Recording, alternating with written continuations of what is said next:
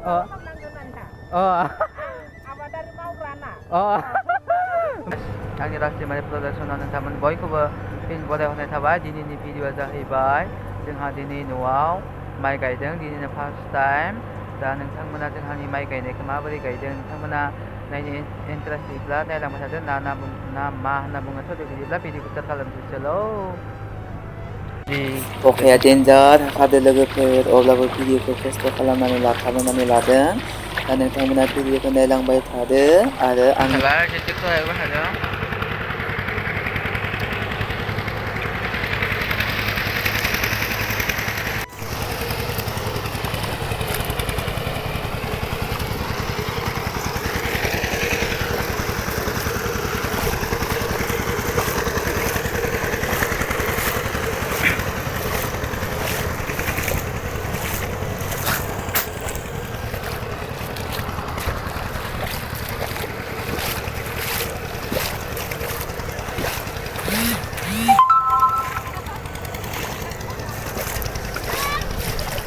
Manda.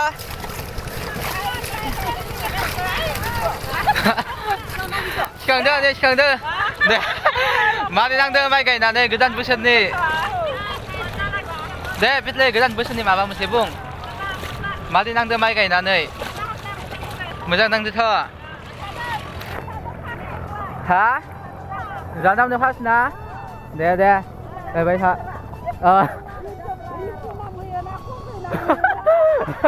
होबानो जाबाय नामा जायखिजाया मोनसे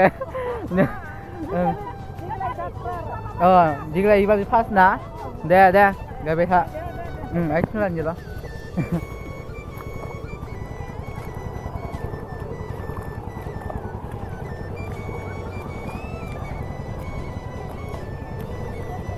आबै मारै नांदो माइ गायनानै आबादारि मावग्राना मा खम नांदो मोजां नांदोबा दे नङा होमबा गोदान बोसोरनि 2023 नि खोथिया नांगौ रायलायनि आं जायफोरा आंनि चेनेलखौ साबस्क्राइब खालामाखै नोंथांमोना अननानै साबस्क्राइब खालामना होदो लोगोसे भिडिअखौ लाइक कमेन्ट शेयार खालामनानै होदो आरो उननि एपिसोडआव नुबावगोन तामान अखा हादोंमोन नै थेंक इउ